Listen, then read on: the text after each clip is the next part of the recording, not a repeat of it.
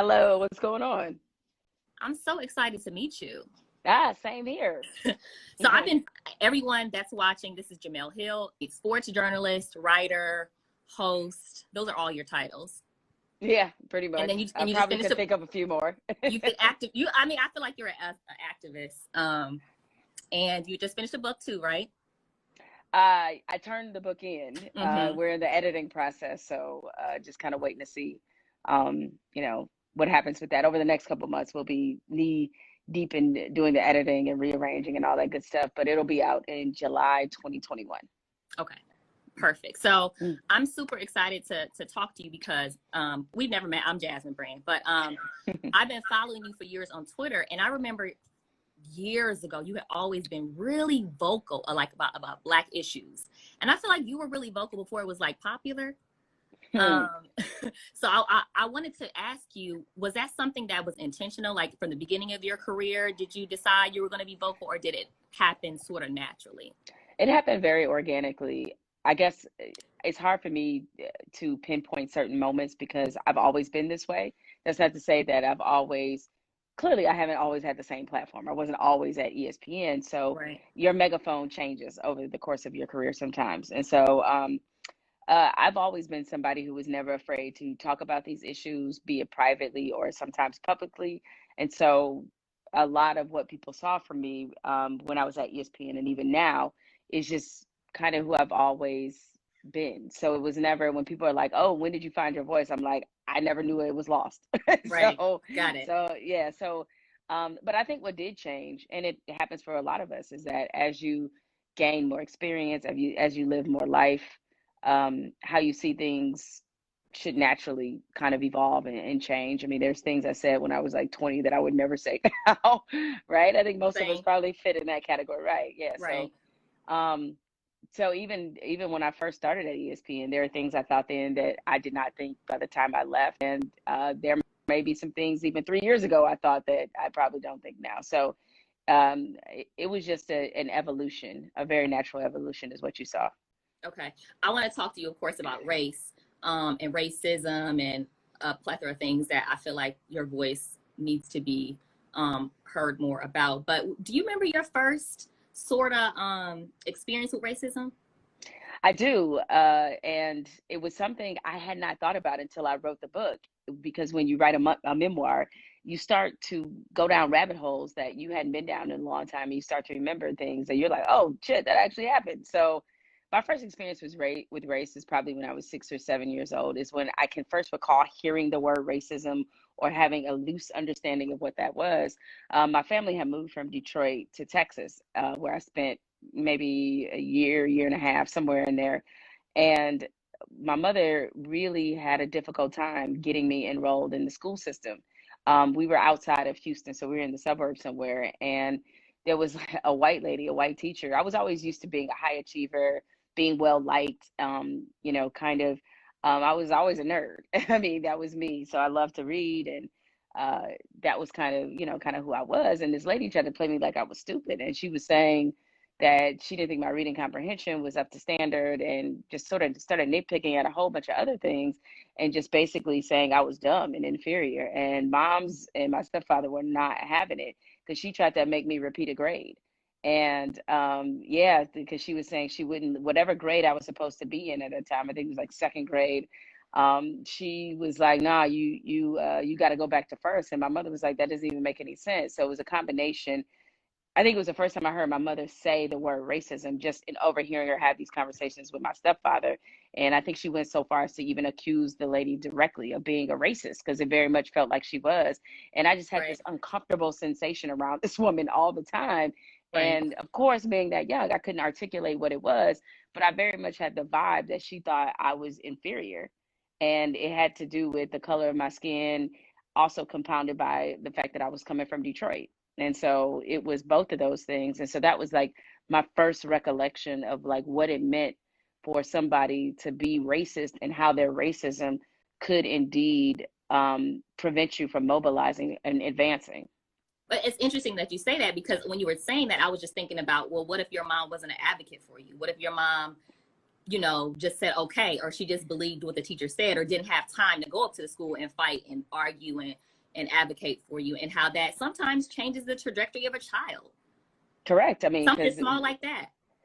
yeah, because if I'm branded as being dumb or inferior, I may internalize that and really look at myself that way. And if I'm held back for a year, who knows what kind of opportunities that might have cost me. Now, as it was, the irony of that is I wasn't, so I'm old. I graduated in 93, That's right? old. So Okay. that I'm old. Yeah, I'm old. I feel like I'm 7,000 years old. So I graduated in 93. And the thing was, I was technically not supposed to start school. I started school when I was 4. I was technically not supposed to start to the next year, but my mother lied and got me a doctored birth certificate because the way it worked, yeah, the way it worked then, yeah, I know. Now I'm just unpacking all the family secrets. So the way it worked then is they moved the date up now. Like I think it's a lot of states is if you're born after September 1st or October 1st, you have You to gotta wait wait for the next year. for Yeah, the next that's what year. happened to So me.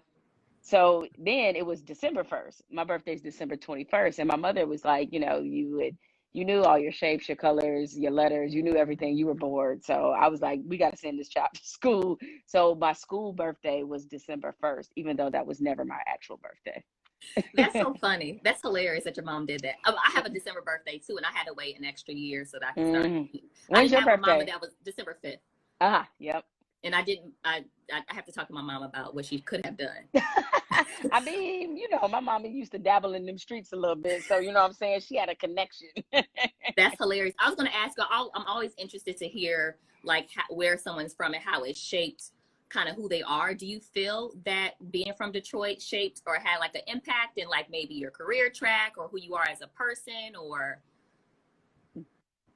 Oh, 100%. I mean, Yeah. Detroit is encoded in my DNA. It's like if you met people from Detroit, we all, and you can say this to some degree about a lot of the major cities, but Yeah. I think Detroit is very unique in how we're viewed by America and how we've been viewed for a long time.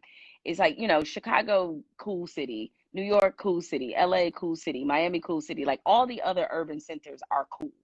Detroit Right. has never been that. It's like, oh, Detroit. That's like Motown, the everybody's Motown era, I felt like the was Mo cool. the Motown era was cool. Like people know us for definitely music and that kind of thing. But Yeah. we I get were what you're saying. used, yeah, we were used to being disrespected, disregarded, being the joke of the nation. I mean, when I was growing up, the only time Detroit was ever in the national news, I could count on at least twice a year. Once was when the murder rate came out because we were usually in the top 5, sometimes number 1. Yeah. Um, and the other time, we had this very unfortunate tradition in Detroit called Devil's Night, which is Halloween. And what happened is people used to light fire to the entire city. They used to set fire all the abandoned buildings. Some of the buildings weren't abandoned houses.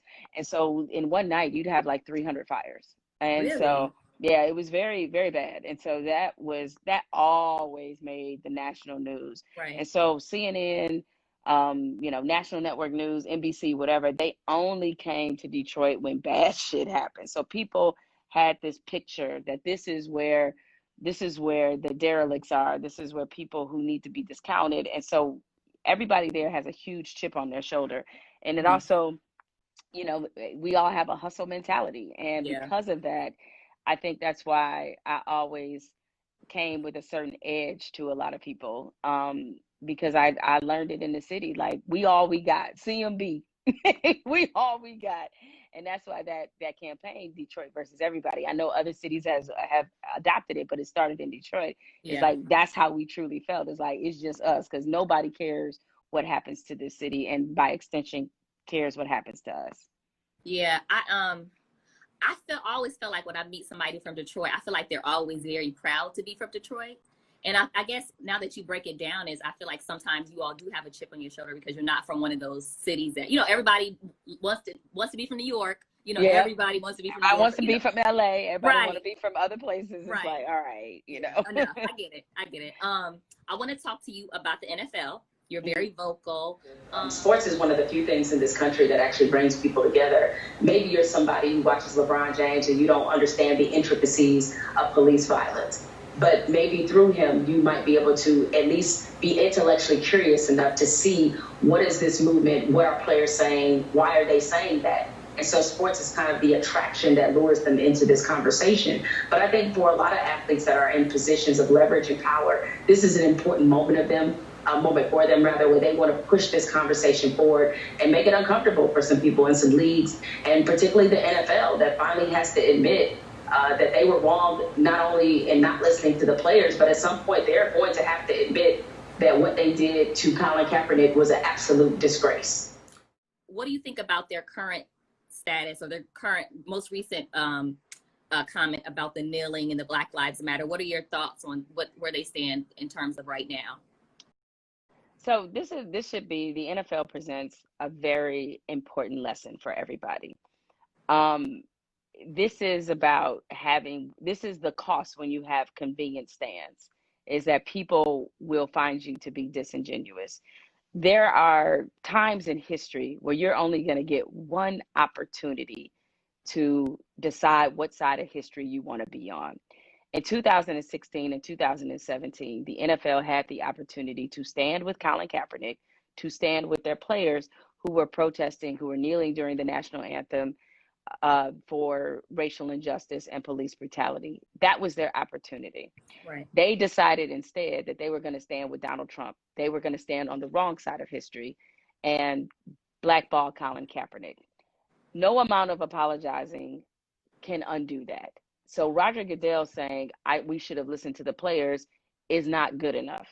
And it's too late, because your time to stand when it wasn't so convenient, when you had something to lose, you lost it and you can't get that back. So I always tell people, be careful when these moments come, because you know when they're here and it feels a little uncomfortable. It feels like, oh, do I really want to say something? Do I really want to stand on this side because everybody else isn't on this side, and who else is with me?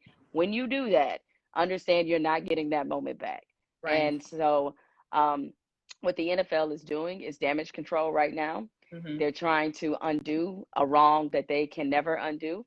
And it doesn't matter if Colin Kaepernick gets a job in the NFL.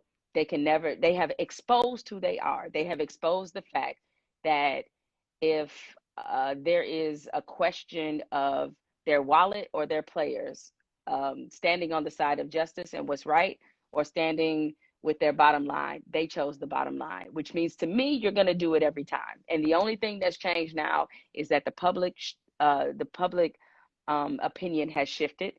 There are a lot of people looking back at Colin Kaepernick right now and saying, man, you were right. Like, we should have all been much more attuned to what you were trying to say then. Well, that's the only thing that's changed, is that it's security and safety in numbers. That's it. So Right. What are you going to do when those numbers aren't there? You've already shown me what you're going to do. You're going to take the coward's route. So to me, it's like, all right, well, that's great. You apologizing to Black people, but you need to apologize to Colin Kaepernick. And for that matter, the owners need to be pressured to, I want to say give, because he doesn't need to be given shit. He is one of the best quarterbacks available right now, but he needs to have an opportunity to continue his life's work as a professional quarterback. So, okay, so I was going to ask, after this question, I was going to ask you, do you think they owe him an apology, and should they offer him a job?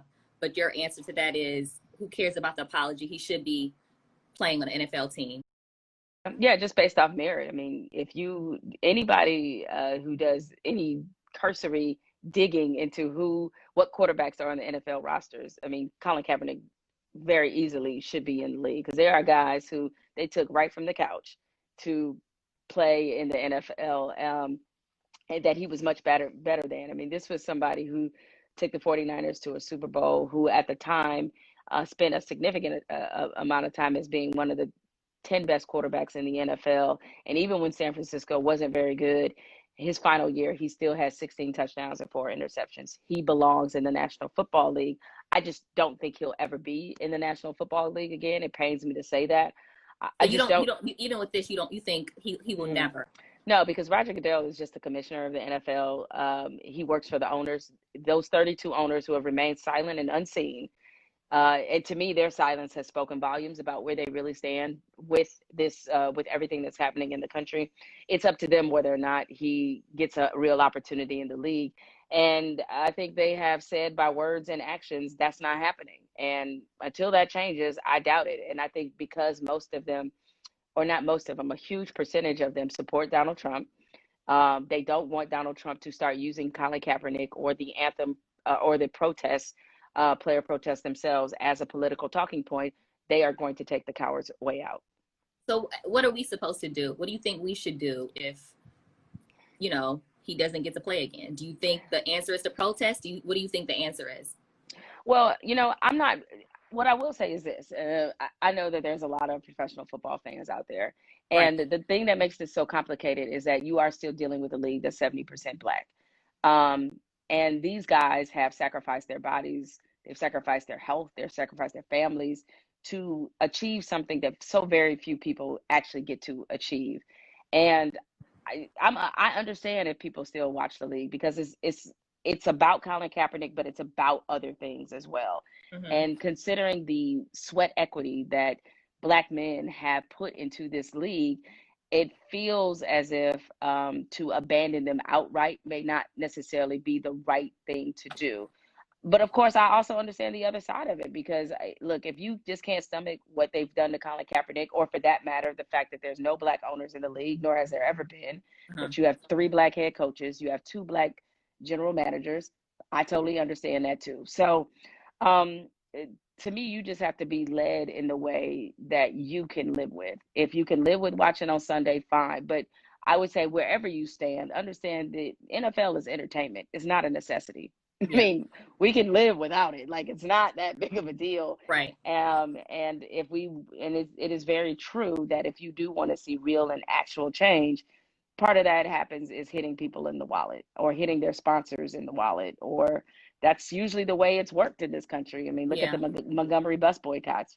Greatest example of a protest that we've seen. It took them 2 years to get that to get Black people dignity in transportation. So just throwing it all out there. But personally, for you, would you, protest from watching it, or have you, or what's your stance? I mean, this is part of your No, job, so. yeah. So it made it a little bit more complicated Right. for me because there's the other part that I thought about as well because it did cross my mind. I mean, I did think about like, do I really want to continue to watch this league knowing? And again, it wasn't just about Colin Kaepernick. It's just in general to see how they have been very guilty of practicing and profiting from the systematic racism that we're trying to eradicate across the country. But there's another part of it too, is that I felt as if my continual criticism of the league has been at least eye-opening for some people. I don't know if it's helped them make decisions about whether or not they want to continue to patronize the league, but at every opportunity, I'm going to remind the NFL of their extraordinary hypocrisy. And for that matter, I think it bears serious examination to what the players go through in that league and what the systems are in that league that allow these things. And I can only really continue to be informed by watching what's going on. I will say, I don't, part because it's not my job in the same way that it was before when I was at ESPN. When you're a Right. sports center anchor, you have to watch the games. I mean, there's just nothing you could do. Right. I patronize that and probably all sports a little bit differently, looking at it more through a critical lens as opposed to looking at it as just an observer or a casual fan. Like I haven't looked at sports that way in a long time, but Yeah. especially now, I'm looking at systems more than anything. Okay.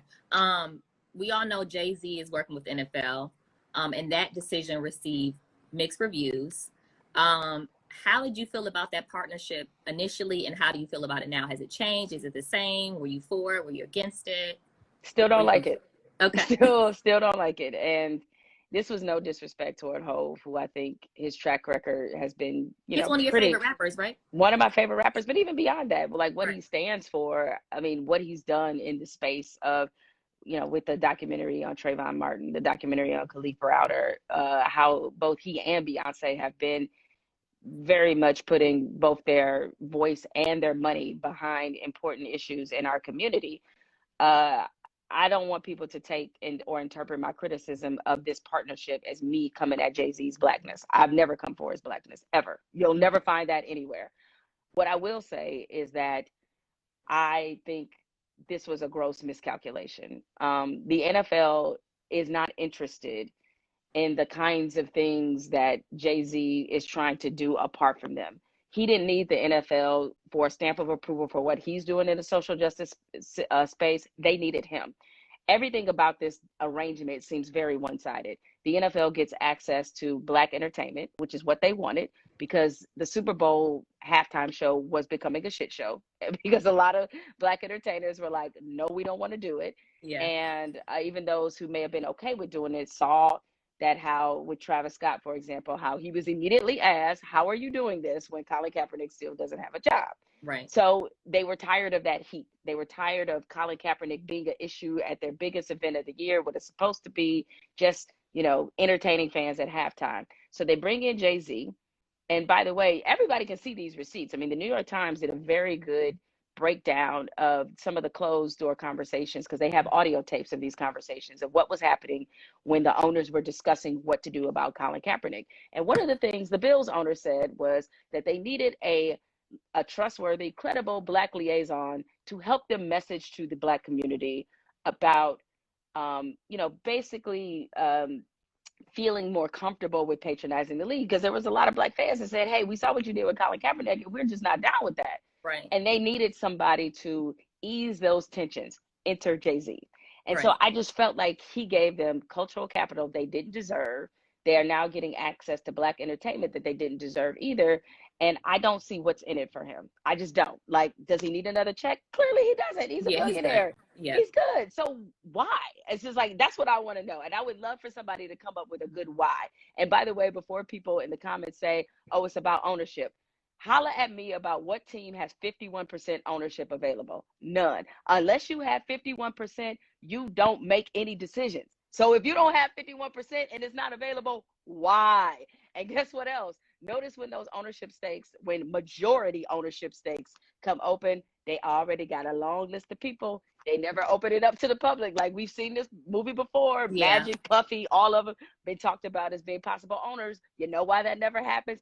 NFL already knows who they want as owners, and it ain't Jay-Z. So that's why I'm like, I don't get it. So but somebody make it sense. I think you're in this world, and I think I'm a regular person. So when I first saw it, when people were like, oh, maybe because he wants to be an owner at some point, I was like, oh, maybe that's the case, because that's not my world. But when you break it down like that, and when I started reading, like that's not how this works, I was just like, oh, okay, so what else, what's the other reason, Like, what's the reason? I just need to know the reason. And Jay-Z doesn't have to explain shit to no, me. He doesn't. He doesn't. And maybe it's something else that I'm missing. But so far, from what I see of this equation, it's Jay-Z giving up everything, the NFL getting everything they wanted. That's what I see. Gotcha. Let's talk about Drew Brees. And how did you? I feel like this is not even an appropriate question to ask, because I feel like, did you feel like it was genuine? The apology, what he's doing now, what he's saying now, do you feel like it is sincere and genuine? So at first, his apology did not seem, it seemed more like a reactionary apology. It's hard for me to say genuine. It's the word I know that fits, but it's hard to say because I think he did not expect his answer to receive as much flack as it is. And Drew Brees was on brand. Like, he was on brand. He's been saying this for years. Like, yes, it's been consistent. It's been consistent, and it was hard for me to really accept or acknowledge. I'm not necessarily accept, because he wasn't necessarily apologizing to me, but it was hard for me to put it in the context of being genuine, because you've already stated your message clearly. And for him to say, like, oh, I realize now, bro, you have 4 years to figure it out. Colin Kaepernick literally spelled out everything he wanted to do with this protest, why he was doing it, how he loved America and how it wasn't living up to its ideals, how he was kneeling because there was an Army Ranger named Nate Boyer, white man, who told him kneeling was more respectful than him sitting. All right. Yeah. So we've all had access to this information for 4 years. So for you to say, oh, I didn't know, you had 4 years, you just didn't care. But now you care, because for the first time, Drew Brees, who is considered to be one of the best ambassadors in the NFL, is facing a level of criticism he has never expected and didn't see coming. So now he's got to backpedal. And for that matter, because people like myself and many others were questioning the sincerity of his apology, suddenly he went a direction I didn't see coming when he openly went at the president. I was like, oh. Were you surprised? I was stunned. I was like, yo, this is not how my 2020 bingo card was going. Drew Brees gets at Donald Trump. I was like, oh, okay. Yeah. So maybe he might be. But sometimes this is kind of what it takes, is that it we have, I think, the narrative in America when it comes to race relations and getting people to understand the Black experience, Black trauma, our history, what we've gone through. We've been taught that it has to come from a harmonious point of view. Mm-hmm. No, shame works. Shame works. Humiliation works. Losing your job works. Like, all those things work. So he had to get in the crosshairs of some people's. He had to finally experience what it's like to have a negative public perception to bring him to this point. Right. Yeah. You hate to see it, but you love to see it. Yeah. Yeah. Well, you brought up Trump because he called out Trump. You made headlines in, I think it was 2017, when you called Trump a white supremacist. You tweeted that. Mm-hmm. And I think I read somewhere that you said that tweet changed your life. Is that correct? No, that's correct. Yeah. Okay. So how did that entire experience sort of? Yeah. It didn't change what I thought. He's only proven me right every day since. I was like, just keeps proving me right. But right. What it did change was, certainly it changed my platform, in the sense where people were, sort of aware of who I was because of ESPN and being on television every day. But suddenly people outside of the sports world know who I am. And that was different. That was different for me, to be then put into the bucket of activist, which I don't necessarily consider myself to be. I know you called me that earlier in this conversation. And the only reason I don't is because, I think Tamika Mallory is an activist. Yes, like yes. She is like on the front line. She out doing there the work, doing the work, yes. taking tear gas. And I do think that my ability to bring attention and awareness, to report on things, to critically think about things, to critically write about things, is a different contribution to the conversation. But I would never disrespect real activists by putting myself in their bucket. So people started putting me in that bucket regardless. So that was one part. And then just in how I operate and move, it brought some, kind of, very real fears and real constraints, on what I got a lot of death threats. I got, I had to have security at various points of when I went to do things. And I just couldn't move the way that I wanted to always, or had always been moving. And so sometimes I think initially, especially in the aftermath of when it first happened, I was always just like, oh, does this person hate me? Or, especially with white folks, because I'm like, when they come up to me, I don't know what I'm about to get. I'm like, is this going to be a positive conversation? Right. Yeah. Or where is this going? So I think it was just kind of a little anxiety on my part. And then, just professionally, it really changed the dynamics of what I was experiencing at ESPN. I think I started to be looked at as a little bit toxic, and they kind of really didn't know what to do. Right. And it kind of created a additional layer of stress work-wise. Right. So and nobody said anything necessarily overt, but it was just clear in the way that they were handling me that I had become a problem. And so I I'd been there 12 years, and most of them were good. The last two were complicated, to say the least. I was going to ask you, what do you think is the biggest lesson that you learned from that entire experience? Well, the biggest lesson I learned is kind of something I just talked about with the NFL. Is like, you don't know when those moments are going to come, when you have to pick the side that you're really going to be on and stay true to. And when I sent those tweets, I had no idea it would ever become some kind of national story, because honestly, I thought I was telling people water was wet. It was like, oh, I thought we agreed. I thought we all knew this. Like, I wasn't the first person to say it. I mean, it was one of the most unoriginal things I've ever said. It's like, Donald Trump being a white supremacist. All right, that's like saying I got braids. I mean, it's like, yeah, we know. Right. And I wasn't even the first person to say it. I mean, Ta-Nehisi Coates wrote an incredible piece about Trump, laying out in very accurate and thorough detail about why this man was a problem and why he was a white supremacist. So I was not the first person to say it. It just became very public because of the fact that I was at ESPN and a Sports Center anchor saying it, and it just carried a different connotation, I guess. But anyway, I just learned that, you can, you have to be able to stand on your integrity, because at the end of the day, like, you have to be able to live with you. And they tried to give me many opportunities to take it back and walk it back and asked if I want to apologize. And what was never negotiable, I was never taking it back, ever. So, it is what it is. And I can't imagine now if how I would have felt about myself if in that moment I would have said, you know what, I'm sorry, Donald Trump, that I said this about you. I can't even explain the amount of regret I would have lived with right now had that been the case. Some would argue, well, you still might be at ESPN. Yeah, but then I'd be thinking I was a sucker. So I'm like, Right. I couldn't have lived with that. So you never know when that moment is really going to be there where you're going to have to do something like that.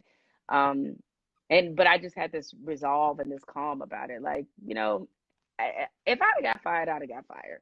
Right. And I know that sounds like a very casual attitude to say about a job that big, and for that matter, one that pays that much money. But Right. I meant it. It was just like, you know what? I think I would have been all right. I would have rather gone out that way than gone out, um, you know, doing something that wasn't really me. If I'm gonna go out, I'm gonna go out sticking the sword in myself. I'm not gonna let somebody else do it. Right. All right. Right.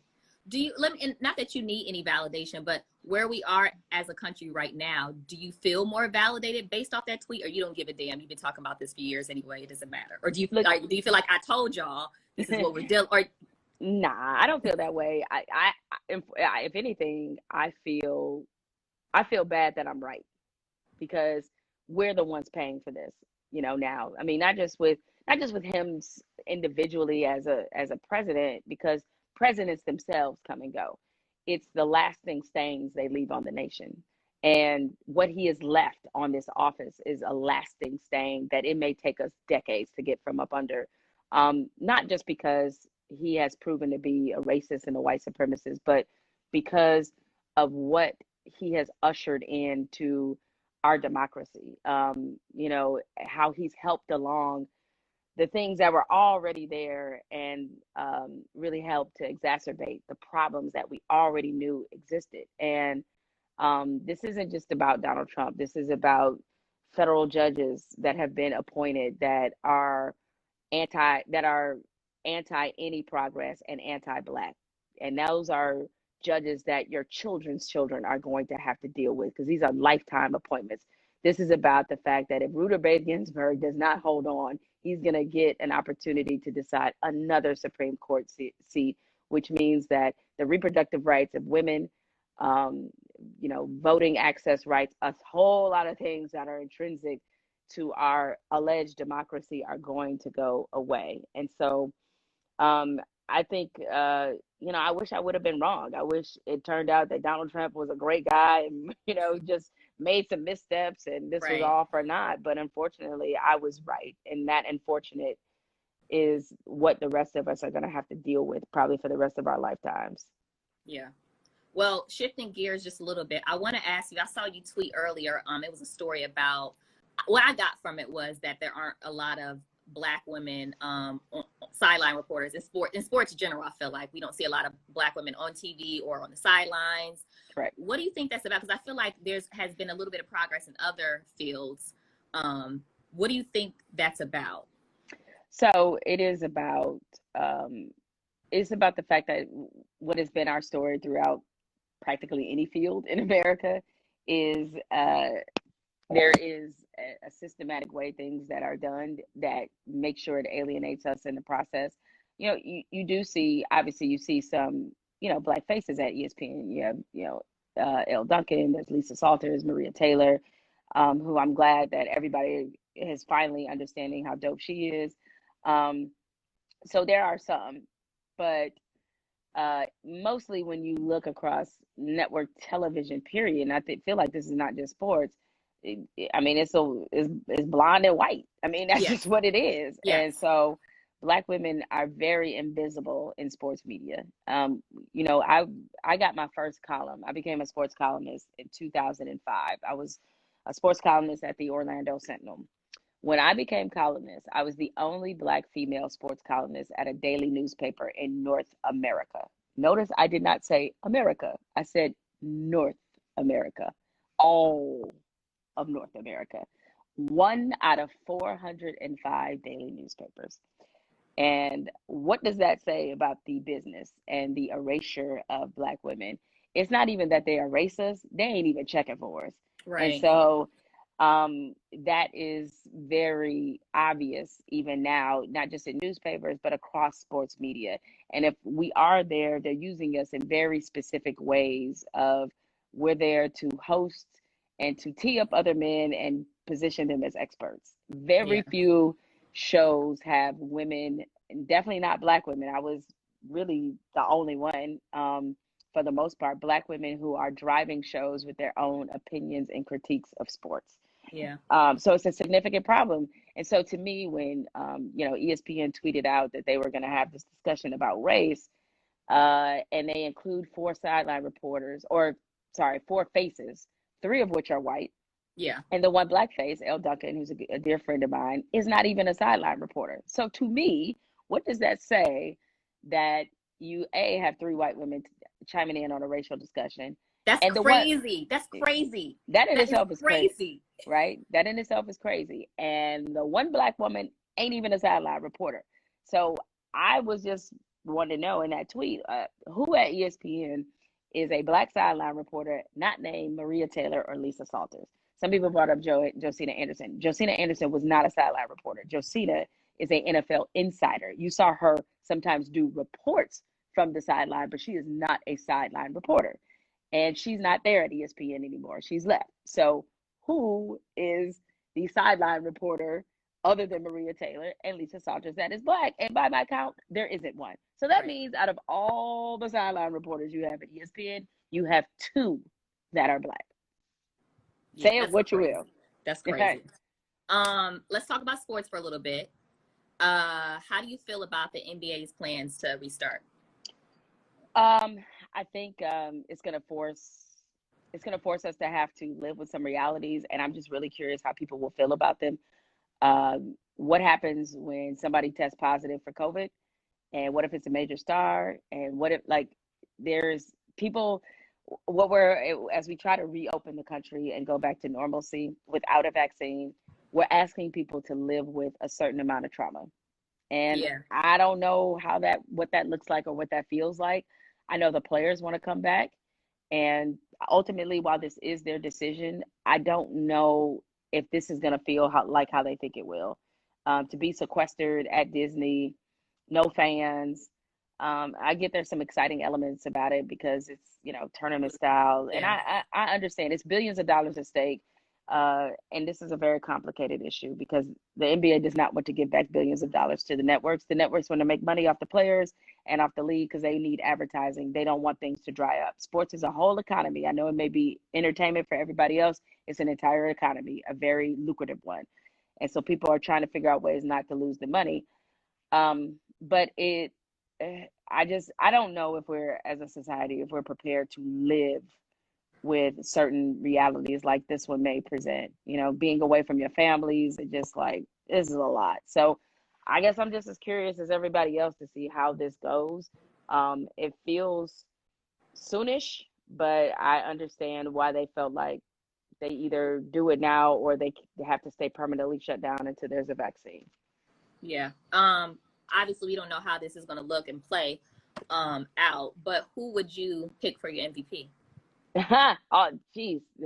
That's what was so tough. It's like that. It feels like the last NBA game I saw was like 3 years ago. Like this has been a long couple months. It's hard to believe that they were playing in February. It was like, damn, they weren't they? Right. So, LeBron was playing really great. And so it was, I mean, my inclination was leaning toward him. To me, it was coming down to him or Giannis. But Okay. I probably, I mean, Milwaukee had a better record than the Lakers, I believe, when the season ended. Again, it feels like 5,000 years ago. But if Milwaukee keeps at a pace and they finish with the best record in the league, and Giannis obviously being the best player, it's hard not to go with that combination. But I also don't want to make the mistake that you know, when I was emerging as a sports fan that people made with Jordan. It's like Jordan could have won the MVP every year. Yeah. Every year. It's hard to debate that he was not the most valuable. And the two times he didn't get it, you know, this is during the height of his career, rather. You know, Charles Barkley, who was deserving because Phoenix had a great record. He had a phenomenal season. And then there was Karl Malone. And I don't know if in hindsight, I think Barkley stands up a little bit more, but Malone's, man, it's tough. So I didn't want to make the mistake of undervaluing and underappreciating LeBron while he's playing so well, especially at this age. So if I had to vote, I probably would have said LeBron, but it would have been very difficult to talk myself out of Giannis. Who you have going to the finals with this scenario? With this scenario, okay. So again, assuming everybody stays healthy. Right. Mm-hmm. So if everybody stays healthy, I don't know. I really like Milwaukee. Something was just telling me that like this really might be Milwaukee's time. And I know everybody's going to look at the Lakers and say, "Oh, but what about LeBron and AD? Phenomenal team." Their defensive depth is a concern for me, and it's why it's hard for me. Though I realize what their records were, and for that matter, who the Clippers struggled against. I don't know if they're a better team than the Clippers. I don't. They have the two of the best players in the league. Don't know where people. Kawhi is a top five player in him. You know, himself, and Right. certainly they have great complementary pieces. But I think if for some reason those two wound up in a showdown, that's going to be tough. That's going to be a very tough series for the Lakers to win. So you know, I'm judging it by who stands in their way. I like Houston. I don't think Houston is the team that stands in the Lakers' way. To me, it's the Clippers are the team that stands in their way. So, but yeah, I like Milwaukee to win it all. Okay. That would have That's been fair. who I would have picked. Yeah. That's fair.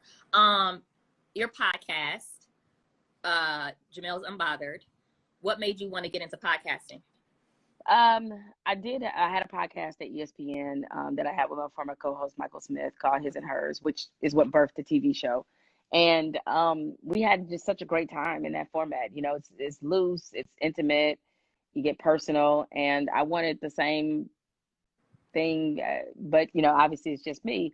And so I love the space because of the freedom and Mm-hmm. being able to have like really interesting conversations with compelling people.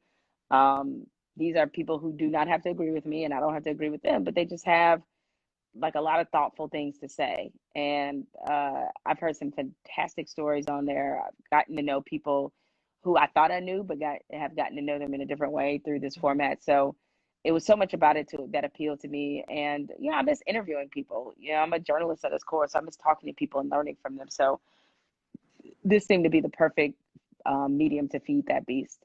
Okay. I think I read somewhere. I know not read somewhere, but I know that you and Carrie are really close friends. But I think we read somewhere that you guys have a show coming out, or did we make that up, or did she You break did that? not. Yes, she scooped us. Carrie Okay. scooped our own selves, right? No.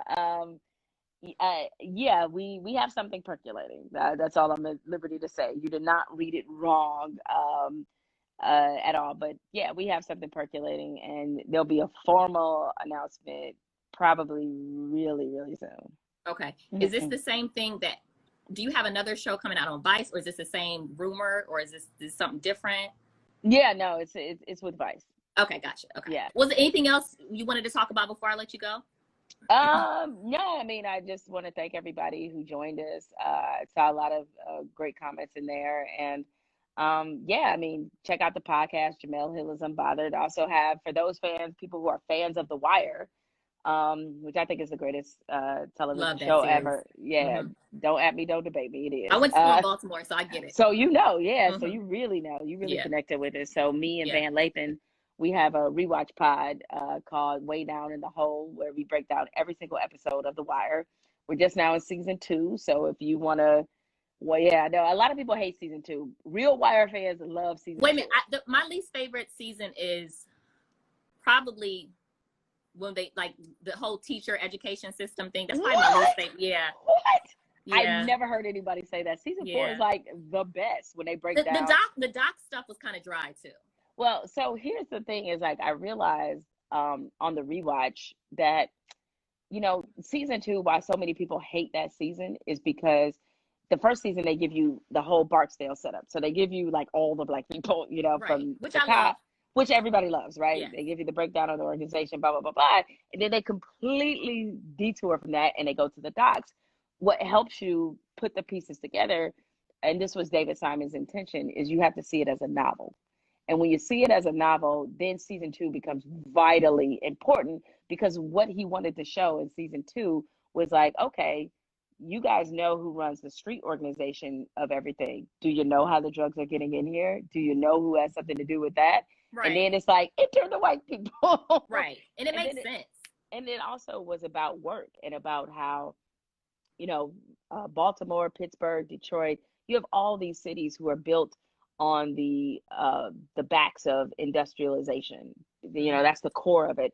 And what happens when um, the the concept of American work dies, and you have a lot of people who've invested entire lifetimes and generations into, like in Detroit, it's the auto industry. In Baltimore, that's where they're talking about the ports, and they've invested all of this only to have automation and change and all these things come along and kill their concept of what they thought they were in this for. And so it's just a very deep series in that way. And plus, the Barksdales and everybody else, they're in season 2 more than most people remember, and they're just like, Mm. oh, they think it's a complete deviation. No, they actually are in there. I don't And really remember that much during that. mm, I just remember being like, oh, the docs, like, okay. yeah, the people have that feeling, but it's like, no, I think the worst season was season 5, to be honest, the one that was focused on newspapers. um I liked and that. I did not, and I say this as a newspaper person. Yeah, I you're like, in that world. I didn't like it because I thought it was too inside baseball, and it got a little detached from reality when you have Mm, McNulty faking a serial killer, and this it's just a whole thing. But yeah. season 4, I would encourage you to go back and rewatch it, because especially given, Okay, what was the premise of season 4? so season 4, as you said, it was about the educational system in Baltimore. Oh, yes. Okay. Yes, Well, you and know, I'll say it was more so kind of depressing. oh yeah, it's very depressing because You know what I'm saying? yes, I mean, the one thing about The Wire, that why it holds up now as we're having these conversations about police brutality and police culture, holds up exceptionally well because it got all of that right, showing you that there's no, they're not really good guys and bad guys. There's systems that are horribly bad, that are producing good guys or bad guys, or a lot of bad guys. Like, nobody looks good in The Wire. Very few people do, and you are Right. left with a bit of a sense of hopelessness too. Yeah, that's true. Well, I'm gonna have to check it out. I may rewatch. I don't know how much longer we're gonna be on this, stay at home thing. But I want to check in with you again. I don't want this to be a one-time thing. Anytime. This was fun. Thank you so much for taking the time. Appreciate it. And thank you guys all there for paying attention. Take care. All right, I'll talk to you later, Jemele. Alrighty. All right, bye-bye. Thanks, guys. We're gonna do this again, so I will talk to you all next time. We're interviewing a bunch more people, so I will check with you guys just randomly at some point, because I know you don't really see us and some of our other like staff and correspondents and stuff. So we'll check in with you soon. Thanks for tuning in, guys. Bye.